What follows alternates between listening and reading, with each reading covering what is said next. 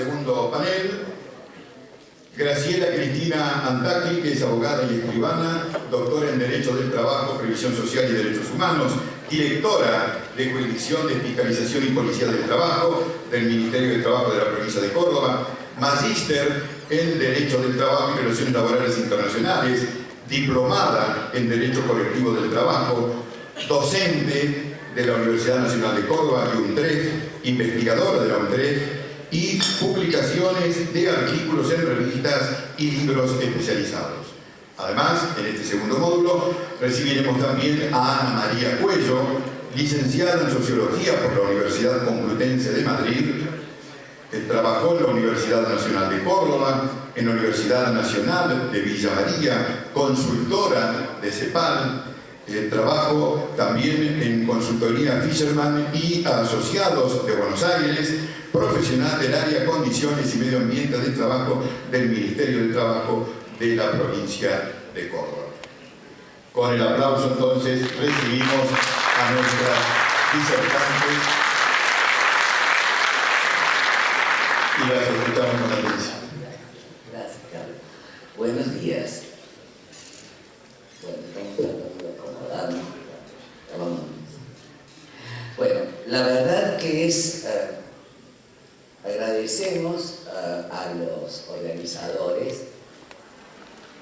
muchos nos conocemos y es un gusto compartir experiencias, porque desde el compartir las experiencias podemos mejorar, podemos conocer otros ámbitos, otras circunstancias dentro de lo que es el mundo del trabajo.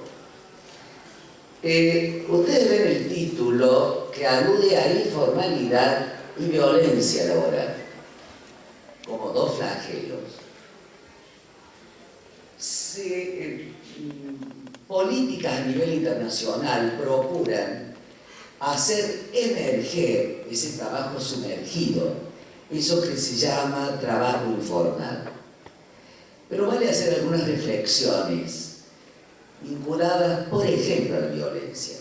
Todos sabemos que la violencia se ha instalado en todos los ámbitos de nuestra vida. En la política, en la economía, en la cultura, en la familia. En el ámbito laboral, claramente, se manifiesta más allá de los términos o violaciones puntuales que se conocen como acoso, maltrato. También está todo aquello que es la exclusión, la marginación, la clandestinidad, la falta de seguridad, la falta de garantías básicas para los trabajadores. La OIT menciona, hay distintas definiciones de violencia, pero la OIT refiere a que violencia son todas aquellas acciones que se dan en un tiempo prolongado, que perturban la dignidad del trabajador. ¿Por qué? Porque afecta su físico, su psiquis, su mente y su espiritualidad en el ámbito del trabajo. Ustedes fíjense cómo hasta los medios masivos de comunicación aluden a la violencia, cuando es la violencia de género, violencia de familia, pero no se habla de violencia laboral, salvo específicamente cuando se habla de acoso o de algunas de esas, o mobbing, bueno, mobbing es acoso, burnout o alguna de esas otras variedades de violencia. Bien, sin lugar a dudas, la violencia, ¿me escuchan? Hola, no, perdón, tengo que tener lejos el micrófono. La violencia se sustenta, o cuando se desarrolla y se desata la violencia, claramente violan y se violan los derechos humana. Está muy conocido y suena mucho todo de derechos humanos, pero resulta que los derechos humanos fueron formalmente declarados en 1948 y desde mucho antes están los principios básicos del derecho al trabajo, a la dignidad, a la salud, a la vida, a la libertad. Esos son los derechos humanos. Sin embargo, el ejercicio de esta violencia lleva claramente a la violación de esos derechos. Por esa razón, y desde nuestro trabajo y desde nuestra proyección de vida y desde nuestra función, la existencia de esta violencia, que como han dicho otros oradores también, debe ser reconocido el problema. No podemos negar que el problema está y hay que darle el nombre que tiene. No hay que disfrazarlo. Es violencia. Eso requiere unas urgentes medidas de prevención. Dentro de los riesgos de trabajo, porque este es el otro agravante, que es algo que está sucediendo y que hemos investigado y trabajado y que se ha detectado. Dentro de los riesgos del trabajo, que son los clásicos, entre comillas, que se conocen, que son los físicos, biológicos, ergonómicos, psicosociales, se está dando cada vez más otros que están vinculados a los aspectos sociales. ¿Y cuáles son esos? El sentido del trabajador de la pérdida del control del proceso, la inestabilidad del empleo, las largas jornadas de trabajo, el nivel de remuneración y las relaciones laborales. Ustedes adviertan que estas dos palabras, relaciones laborales, hace un tiempo ya que se están implementando y se toman como tal. ¿Por qué? Porque es el vínculo de seres humanos, de seres que están trabajando, el empleador y el trabajador. Así sea una empresa, una gran multinacional. Estamos entre seres humanos vinculados y trabajando. El reconocer la violencia, el reconocer que la violencia existe y que tiene diversas formas.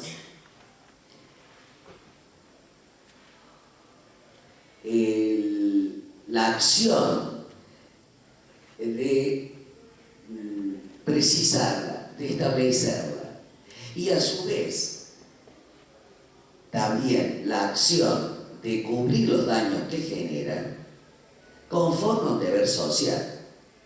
Cuando hablo de deber social, uno se está refiriendo a que la sociedad, más allá de los actores directamente involucrados, también están involucrados. Ayer en la obra de teatro veíamos los distintos personajes y actores que conforman este mundo del trabajo, particularmente en la prevención, particularmente en la salud y en la higiene y en la seguridad del trabajo. Entonces, todos estamos involucrados.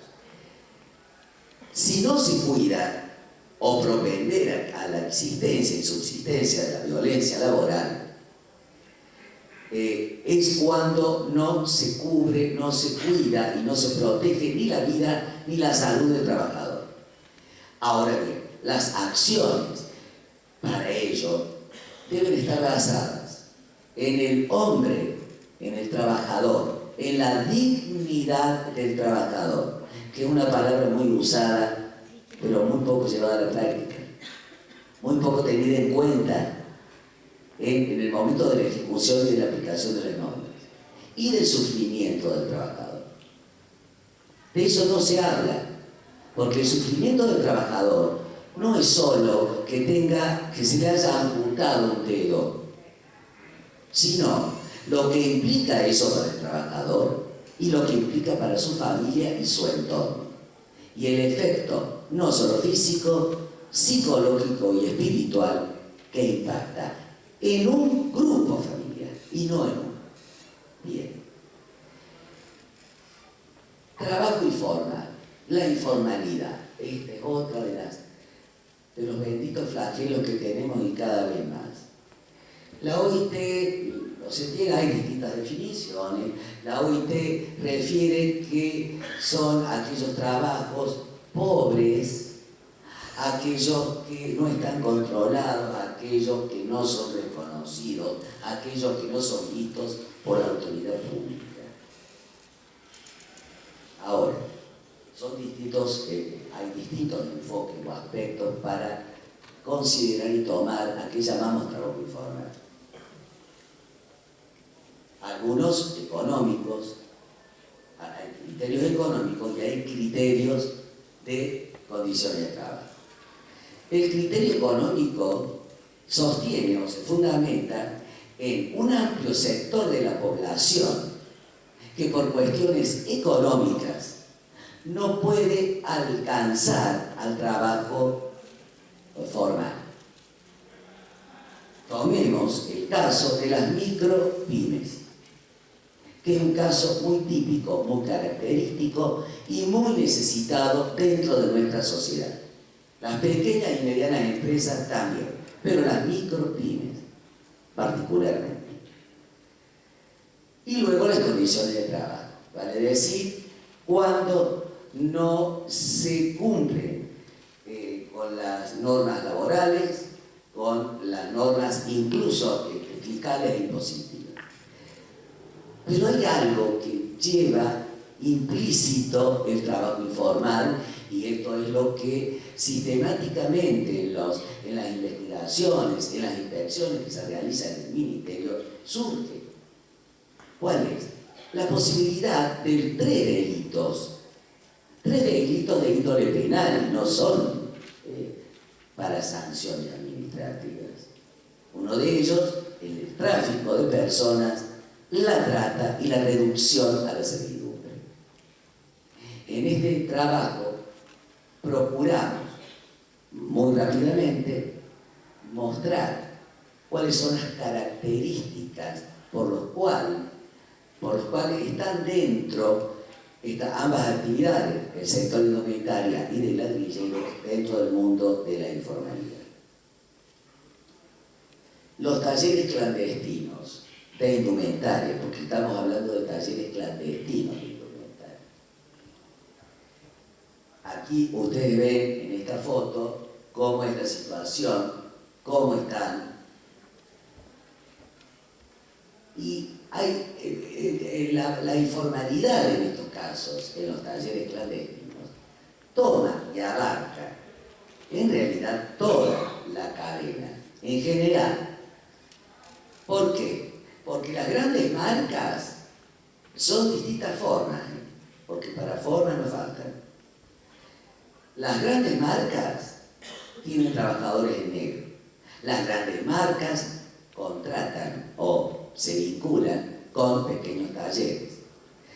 Hay normas que regulan el trabajo a domicilio, la ley de contratos de trabajo, la ley de higiene y seguridad, convenios colectivos de trabajo. Sin embargo, en toda esta cadena, incluso en la cadena de producción de las grandes marcas, si trazáramos una línea, veríamos que en esta línea hay un espacio sin la línea, que es la línea de producción.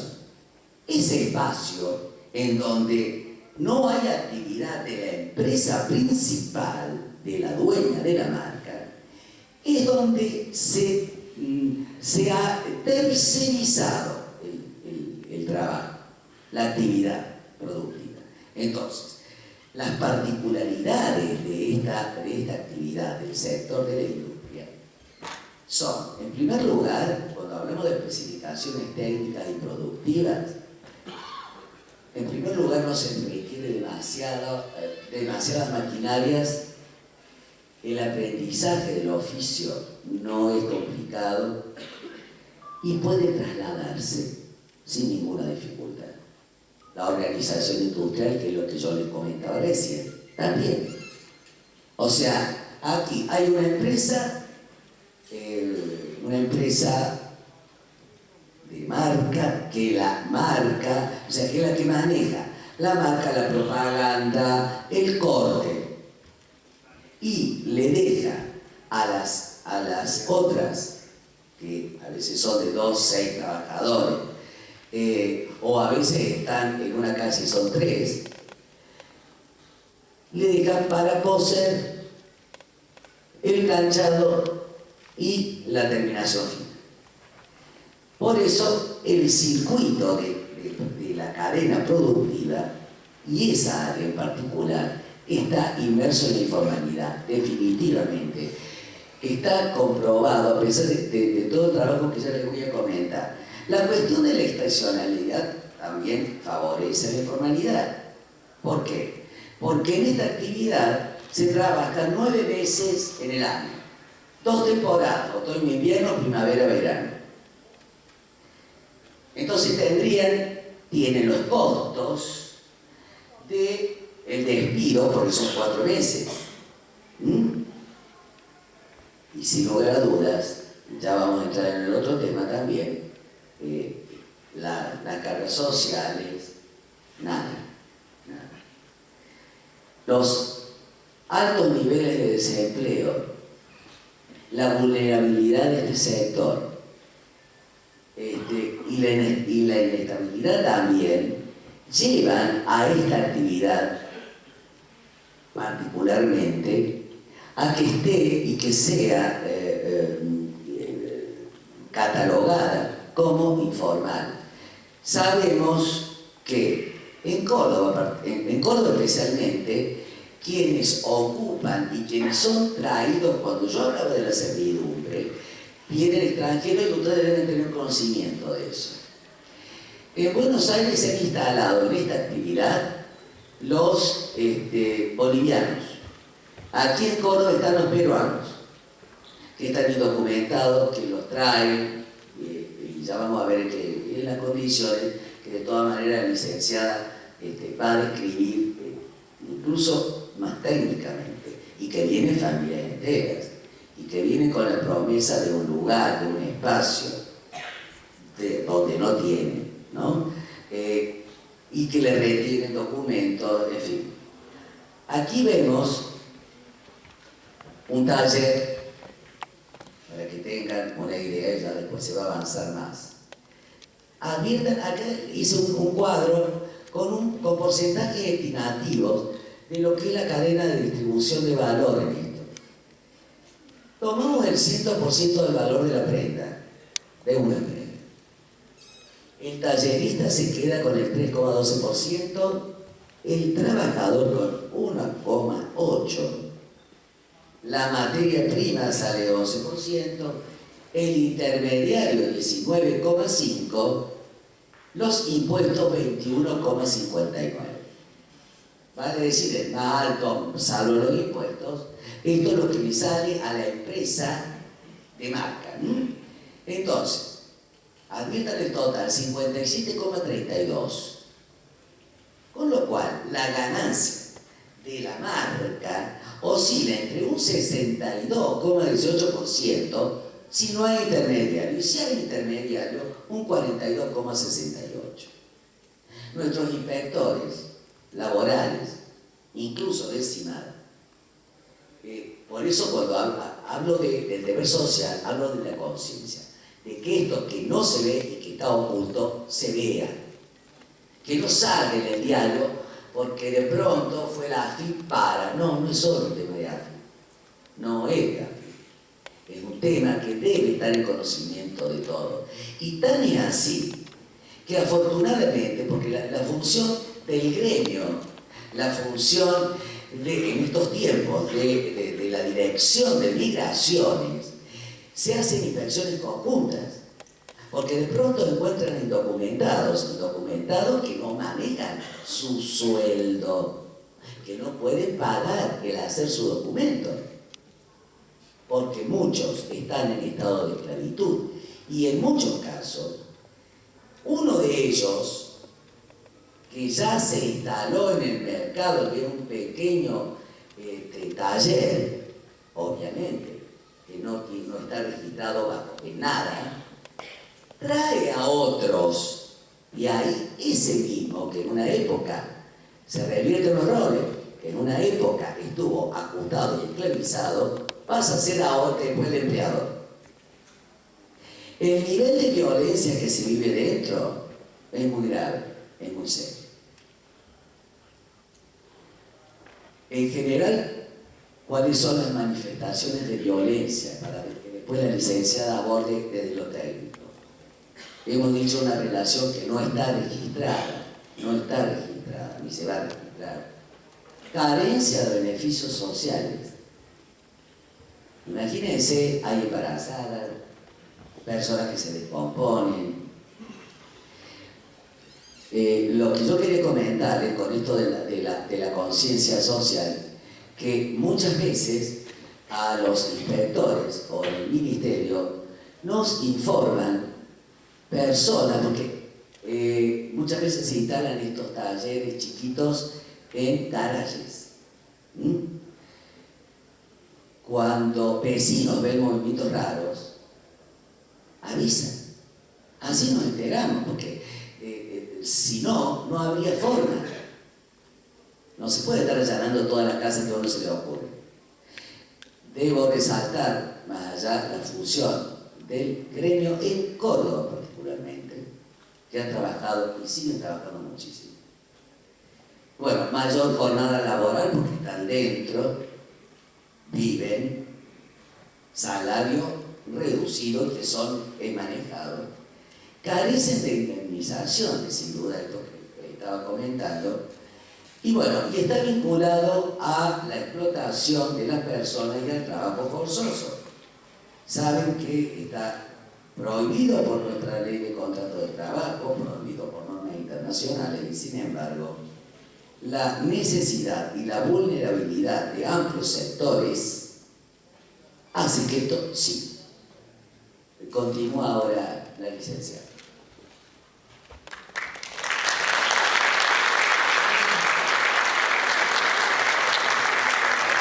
Perdón, gracias, para no concluir, pero ¿saben qué vamos a hacer? La forma de poner, como la licenciada técnicamente también ha investigado y maneja toda la cuestión de higiene y seguridad, para no hacer incluso la exposición monótona, que siempre escuchen una voz y después escuchen otra. Entonces, hacemos un dueto. Ahora sí, gracias. Yo voy a hacer referencia para el caso concreto de lo que es la expresión de la violencia laboral en una de sus caras más evidentes y más crueles, que es en el incumplimiento de las normas de higiene y seguridad en el sector textil. Si bien estas diapositivas expuestas, las que hemos estado viendo, más las otras, más las que tenemos obtenidas por inspecciones realizadas, tanto de la AFIP como nuestras, del área de la cual yo pertenezco, que son las condiciones de medio ambiente de trabajo, son el vivo reflejo, son un testigo de lo que existe. O sea, se han convertido en los casos sobre los cuales uno puede hablar y uno puede investigar y seguir su recorrido. ¿Por qué digo esto? Porque la principal característica de este sector, del sector textil, es el de la deslocalización. Es un término acuñado nuevo, por eso me da como que no lo puedo manejar todavía. Deslocalización. ¿Qué es la deslocalización? Es un fenómeno que se ha venido gestando y poniendo en práctica, que se traduce en la capacidad de una empresa de mutarse, de mudarse, de desaparecer. Si bien nosotros medio como que no lo conocíamos en una forma directa, es un modelo que arranca desde hace ya más de 50 años en Bangladesh, en la India, en México, y ahora lo tenemos incorporado acá como un fenómeno también propio y con determinadas características. Ahora, estamos hablando de una, no de la generalidad de los casos, no estamos hablando de una excepción, lo que estamos viendo, estamos hablando de la generalidad. ¿Por qué yo quiero hacer referencias en una primera instancia de los riesgos vinculados a las condiciones edilicias a las cuales está sometido esos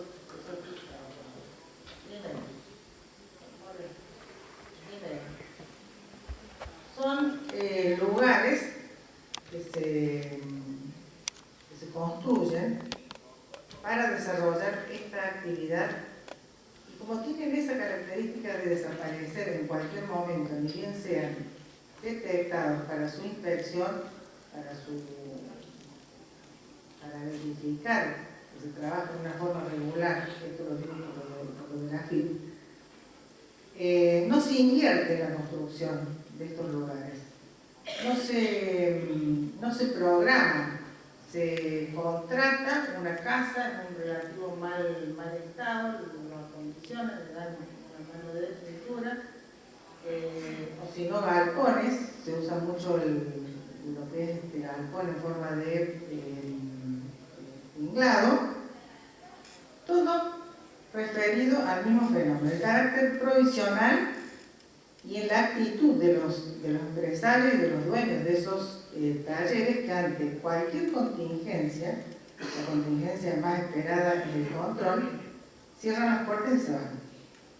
Entonces, ellos se conforman con que exista un lugar con unas características determinadas, o sea, que haya lugar para instalar las máquinas, que como verán, por ser máquinas eléctricas, máquinas de coser o de cortar, requieren una adecuada instalación de lo que es fluido eléctrico.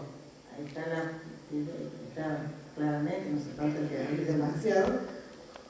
Los puestos de trabajo, como ustedes podrán ver, son puestos así de una forma totalmente así rudimentaria, con las sillas, esas mesas donde la trabajadora tiene que hacer malabares para poder coser, para poder cortar. Allá al fondo se ve una cortadora. A ver, seguimos por la otra. Entonces, es casi nula. Ahí tenemos el reflejo de que, bueno, que ha sido producto de una inspección en el marco de funcionamiento. Este es un taller detectado acá en Córdoba que, si bien tiene ahí una iluminación medianamente decente, se produce un fenómeno muy común, que es el hacinamiento, porque eso es eso nada más. O sea, son 3, 6, 8 puestos de trabajo, 8 trabajadores. Ahí se ve también cómo el trabajador no solamente tiene que proveerse de sus sillas, de su almohadón, en el caso de que quiera estar cómodo, sino que también tiene que traer de su casa bolsas para ir guardando todos los desperdicios. En ese taller más o menos como que se observa que hay cierta conciencia en los trabajadores de tener su lugar medianamente ordenado. No es así el otro. A ver,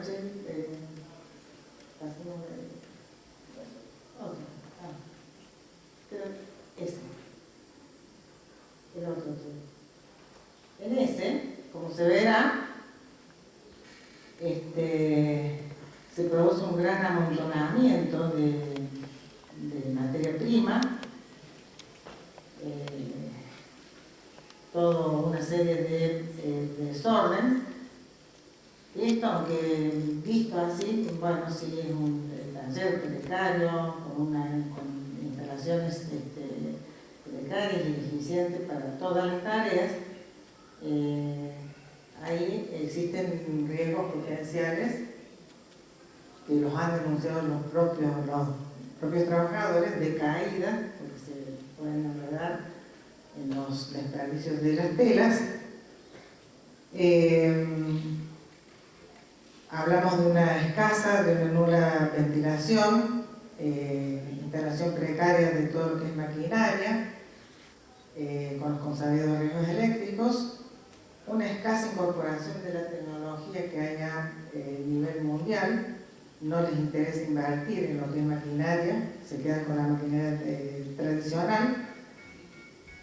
Por supuesto, ausencia de todo lo que es sanitario, provisión de agua apta para el consumo humano, falta de comedores, son jornadas muy largas, muy prolongadas, donde los trabajadores a la hora de poder alimentarse, de poder desayunar y más, tienen que salir afuera. Es fácil detectar últimamente los talleres porque se observan las trabajadoras, sobre todo en la calle, comiendo en la calle, y cuando digo en la calle, en las veredas, en la vereda comiendo. En los riesgos, las irregularidades, digamos, que tienen que ver con la construcción edilicia, hay algo, hay un fenómeno que se repite con bastante asiduidad, que es la confección de los entrepisos, la construcción, mejor dicho, de los entrepisos. Son lugares de trabajo sumamente chicos y que en algún lado tienen que poner la materia prima, tienen que poner los elementos químicos que se usan, y se han observado en numerosos lugares la construcción de forma totalmente precaria de entrepisos, sin acceso seguro para los trabajadores, con riesgos potenciales y más que potenciales, con riesgos directos de que se produzcan derrumbamientos, bueno, con todo lo que yo trae. Los problemas en la salud más comunes de todo este panorama tienen que ver con los efectos a nivel, digamos, inmediato,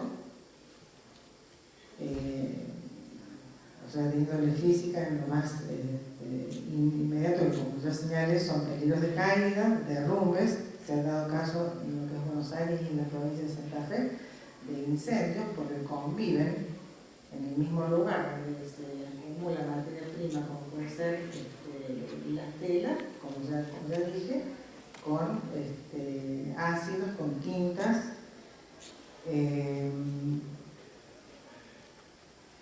y que trae para los trabajadores esta cuestión de estar trabajando en lugares tan reducidos, lo que es hacinamiento, con escasa ventilación, con telas que están recientemente teñidas o tratadas con hipoclorito, enfermedades respiratorias de todo tipo perimarca y de propagación de enfermedades infectocontagiosas. En los aspectos psicosociológicos, que tienen una manifestación más mediano o largo plazo, devienen del carácter mismo de las tareas, que son tareas de tipo repetitivas, porque es un sector donde se trabaja con una fragmentación de tareas tremenda. De pronto, un día toca en un determinado taller cortar, otro día toca remallar, otro día toca pegar bolsillos. Se pueden hacer dentro de del mismo taller como tercerizarse, porque estamos hablando de un sector que desmembrena totalmente la confección, o sea, el trabajador no sabe qué está haciendo. El trabajador sabe que está cosiendo una manga, que no sabe si es camisa de mujer, de hombre, si se sabe que es de niño, pero le pierde el sentido a lo que está haciendo. Esto tiene que ver con la alienación, la pérdida del sentido de lo que se hace. Esto repercute a nivel emocional, a nivel psicológico, trae una frustración tremenda de este grupo de personas que trabajan en algo que comienza a ser algo creativo, como la confección de una prenda, termina siendo algo repetitivo y que no produce nada más que una gran insatisfacción. Yo pude observar por mi prevención, efectos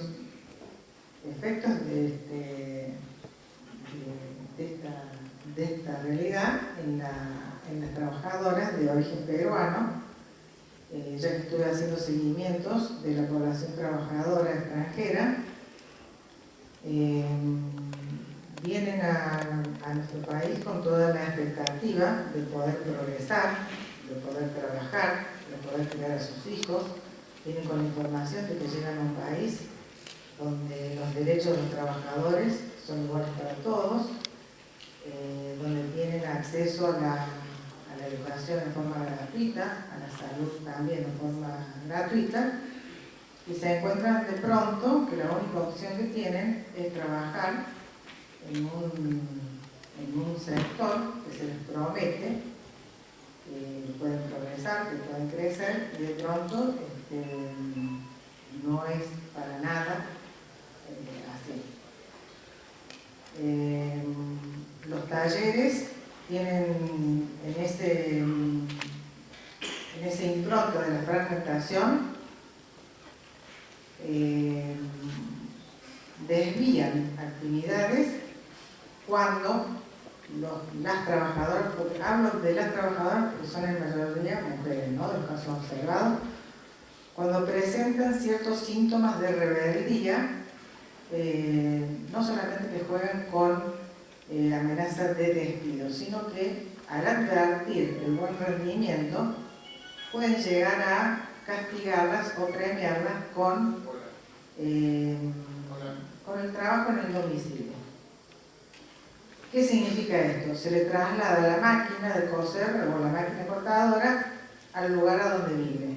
Entonces traslada todas las medidas todas las faltas de las medidas de seguridad que se pueden dar en el taller, la traslada al domicilio. O sea, de pronto se encuentran en su casa,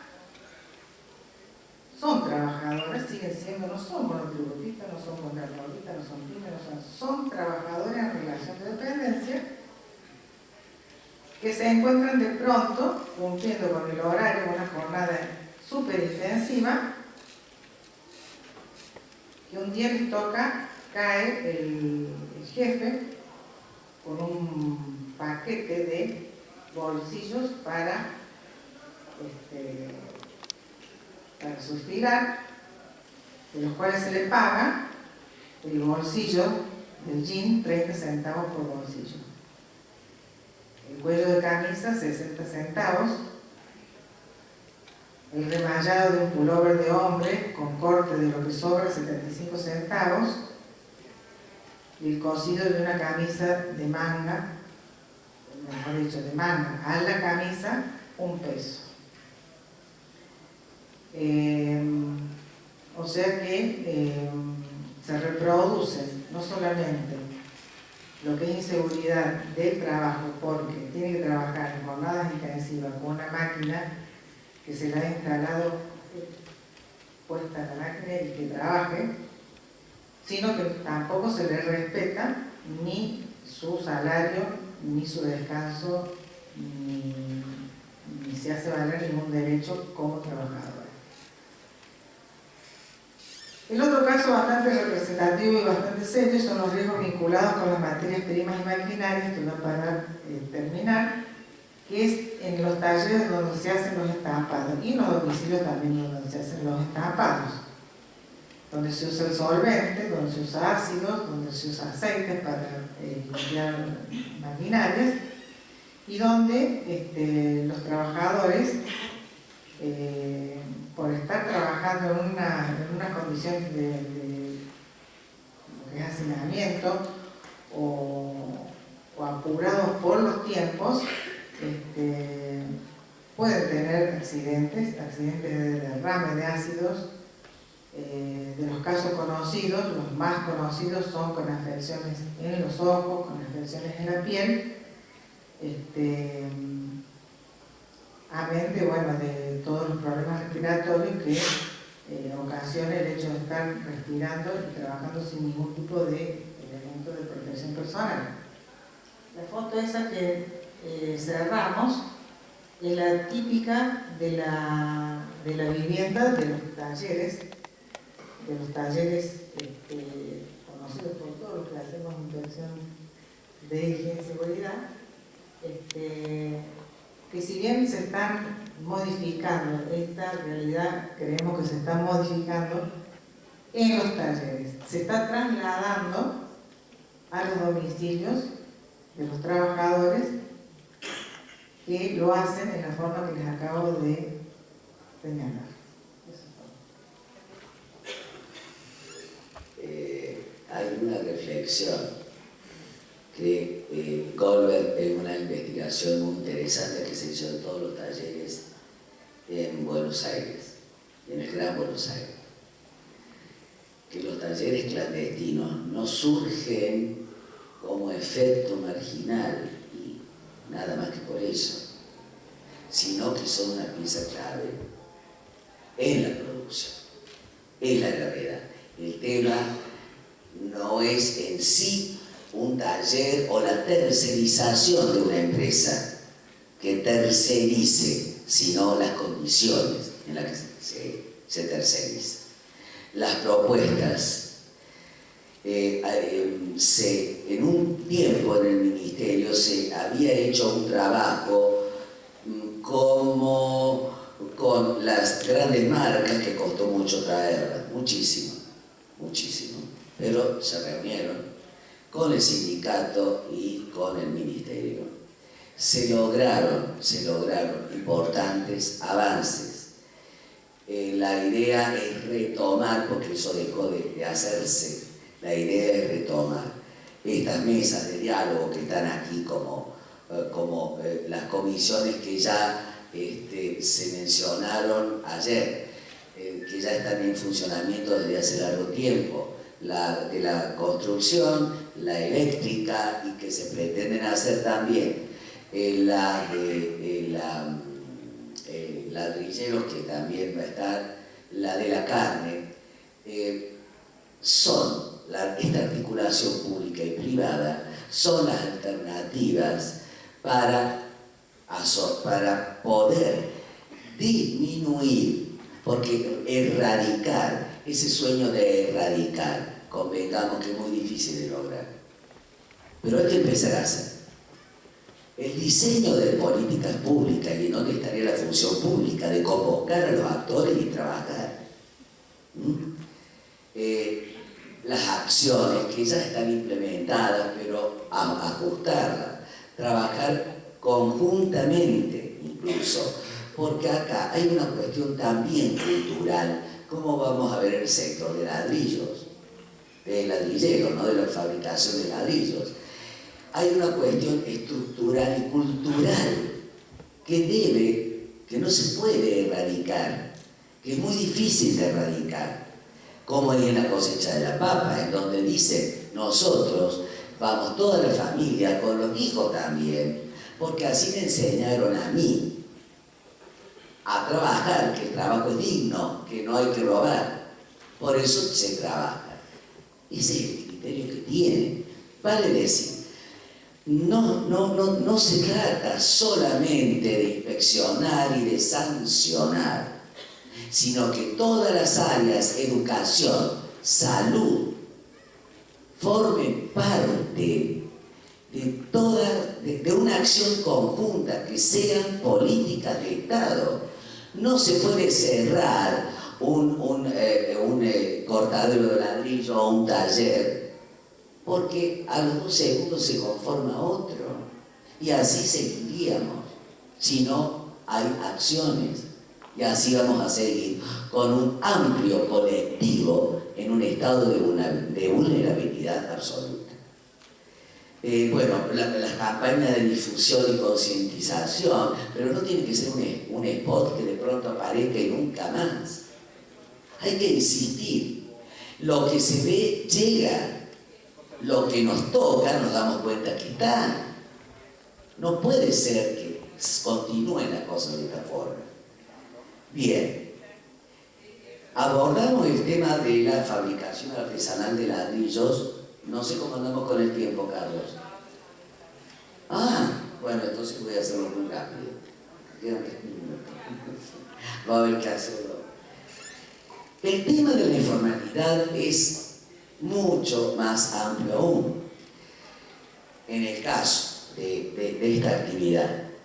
¿Por qué?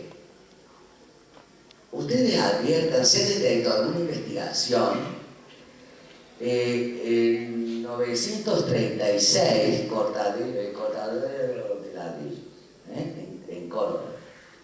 En el Gran Córdoba 380, tras la sierra, aquí tienen los números, 9246, 100 en Cruz del Eje, 80 en Río Cuarto, San Justo y 50 en Villa María. El 45% de estos talleres, de estos cortaderos,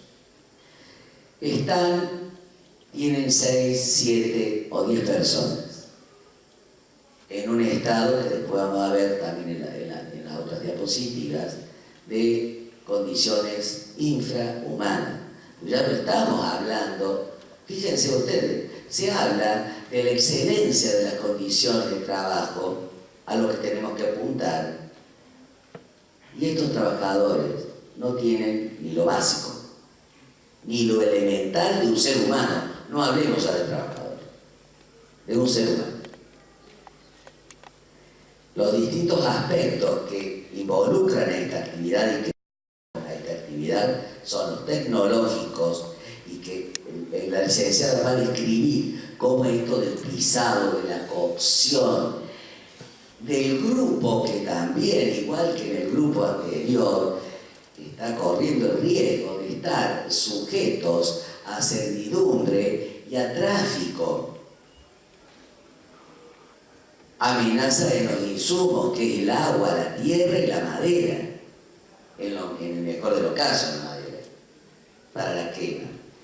Y dentro de los aspectos económicos, fíjense, de cada 100 pesos que son vendidos en los cortaderos, el corralón se queda con 40 pesos, el margen del productor es 19, el trabajador 22, y los insumos son 19, con lo cual se está hablando también de la conformación de cooperativas, pero también eso es un arma de doble filo, ¿no? Digo que es un arma de doble filo porque el espíritu cooperativo es, por lo menos entre nosotros los argentinos, es bastante difícil de instalar, el espíritu cooperativo. Y además, sabemos todos, están las cooperativas en un abierto fraude a las leyes laborales. Los aspectos así muy generales, el 95% de los trabajadores en esta actividad no están registrados. Y estamos hablando de familias, no trabajadores solos. Escasas condiciones de higiene y seguridad, también inmigrantes, también. Fíjense que participan de estas características ambos sectores. La presencia de inmigrantes extranjeros, la reducción a la servidumbre, las jornadas laborales que se extienden a más de 11 horas, de 11 a 14. Trabajo infantil, porque hay un contrato familiar, hay un grupo familiar. En muchos casos se considera que hay, ahora abordamos con lo tuyo, Ana,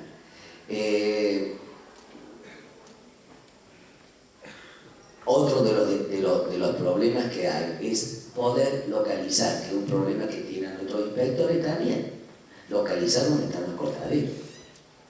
Arriendan campos, ponen allí a instalar para la fabricación artesanal de ladrillo.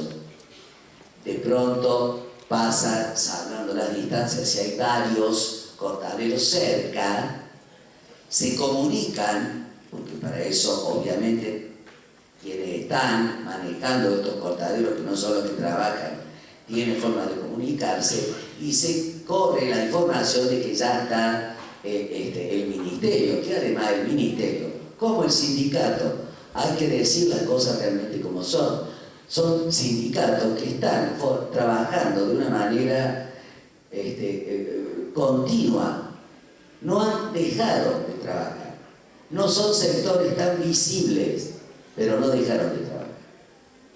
Ahora seguimos con... Bueno, sí, lo vamos a hacer rápido. Los aspectos ambientales y sanitarios de los cortaderos de ladrillo, mejor dicho, de la producción artesanal de ladrillo, también tiene su lado especial en cuanto a su tratamiento, porque trasladan los aspectos ambientales del medio ambiente laboral al medio ambiente colectivo. Hay una relación directa entre las condiciones de trabajo y las condiciones de vida de los trabajadores, porque todos los asentamientos, absolutamente todos los asentamientos, están rodeados de la vivienda de los trabajadores, justamente por encontrarse en lugares aislados y de bastante difícil acceso. Ahora estamos rodeados. Para la fabricación del ladrillo lo que hace falta es el uso de la tierra. Se usa la tierra como materia prima exclusiva y primordial y el agua. Entonces se van a observar cómo alrededor se producen verdaderos páramos, porque junto con el uso de la tierra lo que hace falta para la cocción es el funcionamiento de los hornos. Los hornos se hacen, o sea, funcionan con la quema de árboles, con la quema de ramas, con la quema de gomas, o sea, se produce alrededor de los cortaderos verdaderas devastaciones, pero esto siempre se lo vincula directamente con los trabajadores como culpables de. Y en realidad el medio ambiente, cuando uno habla del medio ambiente, habla en términos generales, pero nunca se lo vincula con las condiciones materiales de vida, en este caso de la producción de ladrillo. Los que sufren la devastación de los aspectos ambientales son las familias de los trabajadores y los trabajadores mismos. ¿Por qué? Porque no solamente cuando se produce la cocción del ladrillo, el humo y todo lo que ello significa en cuanto a contaminación, nosotros podemos pasar y sentir olor a humo. No. Los trabajadores lo absorben. Los trabajadores viven las horas laborales con el humo permanentemente en su vivienda. Son asentamientos sin infraestructura para la vivienda de la gente que trabaja allí. No hay recolección de basura, no hay agua corriente, los baños son los mismos que se usan para trabajar en esos mismos baños, en sus necesidades de los niños, los adolescentes. Se convive con el amontonamiento de guano que todavía se usa para fabricar, o sea, no solamente se produce ladrillo amasando el barro, sino que se lo hace mezclando con guano. Nosotros lo hemos observado, ahí está, en esa, el amontonamiento, que en esa foto es bastante generosa. Generalmente de los frigoríficos vienen los camiones con los restos de lo que se extrae de la panza de los animales y lo amontonan a 20 metros de la vivienda. O sea, los trabajadores van, sacan el guano, lo meten al pozo, mezclan todo, pero con una distancia de 20 metros, de 30 metros del lugar a donde vive el trabajador. Todo esto repercute en la salud que realmente nosotros lo podemos observar como inspectores. No así se puede hacer el seguimiento a través de una RT, porque allí hay un índice elevado de irregularidades, entre ellos, bueno, o sea, son escasos los cortaderos que tienen personal afiliado. Se habla de efectos en la salud de los trabajadores por el trabajo, lo que es el trabajo en intemperie, con prolongadas jornadas, con todo tipo de son personas que presentan enfermedades en las vías respiratorias por la manipulación del barro, que en épocas de producción intensiva trabaja toda la familia. Cuando digo trabaja toda la familia, trabajan mujeres sacando barro. Incluso nosotros hemos entrevistado a una chica de 19 años con un embarazo de 6 meses que estaba sacando barro en una época en que hacía falta producir en cantidades importantes. El levantamiento de peso trae trastornos tendinoarticulares y en la vida de los trabajadores hay trastornos emocionales bastante evidentes, estados de ansiedad y un sector que presenta un alto índice de alcoholismo. Esta situación de trabajo donde solo prima lo que es explotación, no hay otro término para caracterizar este sector. Es una desprotección total del trabajador y de su familia, cuya génesis parte de un solo lugar, que es la desigualdad social, que hace que un grupo de personas acepte con una actitud sumisa absoluta semejante realidad. Eso más o menos para resumir, porque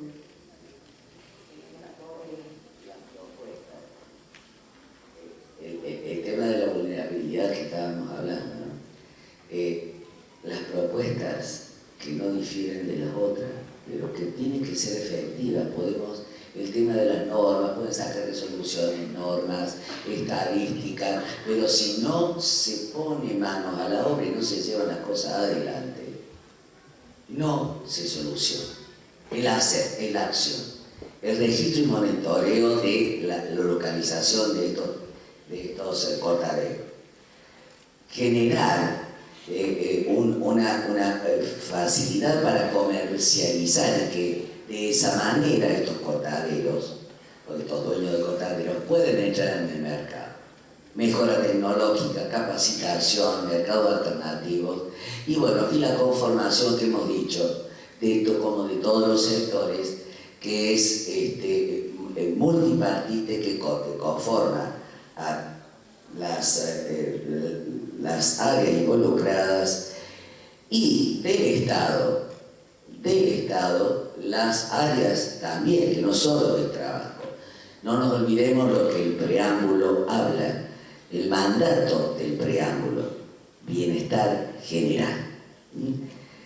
Nos despedimos con la pintura de un pintor, vale la redundancia, argentino, Ricardo Carpani, que de 1930 a 1997, Ricardo Carpani se involucró con los temas sociales y además miren en qué época él vivió e hizo toda su producción. Se involucró con los temas sociales, como les decía, con los trabajadores y con los desprotegidos. Muchísimas gracias por su atención. Agradecimiento a nuestros representantes, abogados.